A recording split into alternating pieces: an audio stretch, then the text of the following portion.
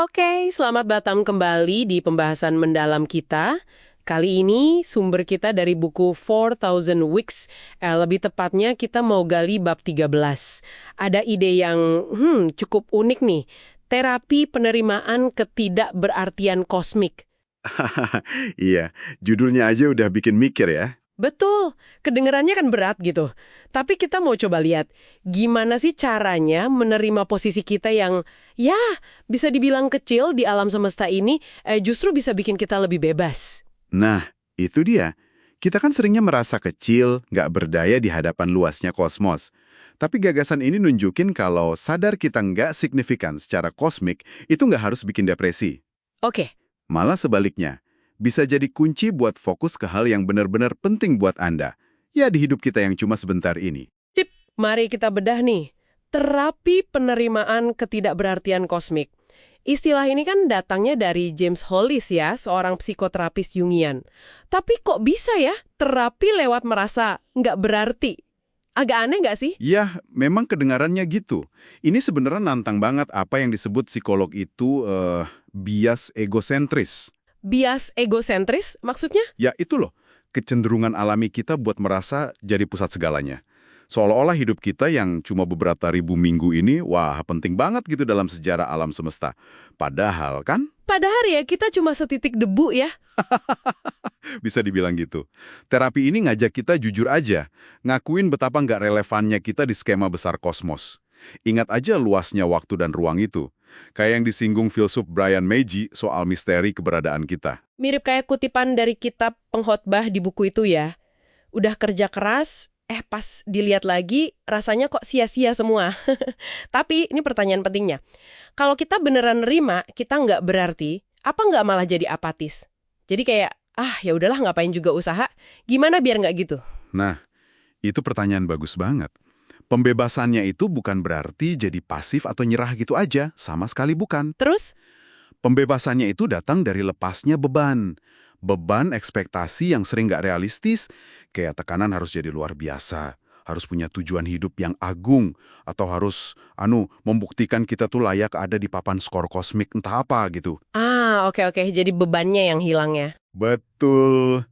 Justru dengan nerima ketidakberartian itu, kita bebas dari standar yang mustahil itu. Intinya tuh gini, berhenti berjuang di perang yang salah. Perang buat jadi penting secara kosmik itu nggak akan menang. Mending fokus ke apa yang otentik buat Anda. Sekarang, di sini. Oh, jadi ini soal geser fokus ya, bukan menghilangkan semangat hidup gitu. Di buku kan dibilang, ini bikin kita bisa menghadapi kepribadian, kekuatan, dan kelemahan yang Anda miliki, dan mengikuti kemana itu menuntun. Ini kedengeran lebih manusiawi sih, lebih bisa dijalanin lah daripada ngejar status pahlawan kosmik. Tepat sekali. Fokusnya geser. Dari nyari pengakuan luar atau pencapaian yang abstrak gitu, ke tindakan nyata. Yang benar-benar nyambung sama diri Anda apa adanya. Oke. Dan ini ada gunanya juga loh pas kita lihat masalah dunia yang gede-gede itu. Kita jadi sadar, kita tuh nggak dituntut buat nyelesain semuanya sendirian. Justru dengan nerima keterbatasan kita jadi bisa nyalurin energi dan kepedulian kita ke hal yang lebih spesifik. Yang beneran bisa kita lakuin, sekecil apapun itu. Kayak contoh di buku, melobi isu tertentu, atau jadi relawan di dapur umum. Itu kan konkret. Ini jadi ingat tulisan Julio Gambuto pas awal pandemi dulu. Dia nyebutnya kejutan kemungkinan. Waktu semua berhenti, orang tiba-tiba, lihat langit kok lebih biru, dengar suara burung. Terus mikir, jangan-jangan kita nggak butuh loh kesibukan gila-gilaan kayak kemarin. Kayak nyorot apa yang hilang aja gitu dari hidup kita. Betul, momen kayak gitu emang bisa nyadarin kita soal pertukaran atau trade-offs yang sering nggak kita sadari. Nah, terapi penerimaan ketidakberartian kosmik ini nawarin pergeseran yang mirip, tapi nggak perlu nunggu krisis dulu. Jadi semacam latihan mental gitu ya? Hal-hal sedih atau tragedi. Daripada terus-terusan ngejar kontrol penuh atau sukses ideal yang sebenarnya nggak mungkin. Ini nyambung sama ide dari tradisi Buddhis, soal menguasai keputusasaan. Menguasai keputusasaan, gimana tuh? Bukan berarti jadi putus asa ya, tapi lebih ke menerima kalau hidup ini ya emang nggak sempurna. Dan yang penting kita bisa kok ngadepinnya. Kita bisa jalan terus walau nggak sempurna. Oke. Jadi kalau kita rangkum nih buat Anda yang dengerin, merangkul ketidakberartian kosmik itu bukan berarti nyerah sama hidup, tapi lebih ke nyerah ngejar status paling penting atau ilusi kalau kita bisa ngontrol semuanya. Gitu ya? Tepat. Ini justru sebuah kelegaan sebetulnya. Iya juga ya. Jadi alam semesta ini nggak peduli gitu sama email saya yang numpuk atau target kerjaan saya. Hah, ada rasa lega yang aneh juga sih. Ini membebaskan Anda buat bertindak lebih otentik dalam waktu yang Anda punya yang terbatas ini.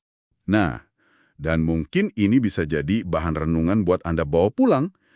Coba deh bayangkan, kalau Anda benar-benar nerima, kalau hidup Anda tuh nggak harus jadi luar biasa, hebat di mata kosmos untuk tetap berharga, kira-kira apa ya yang bakal Anda lakuin secara beda hari ini?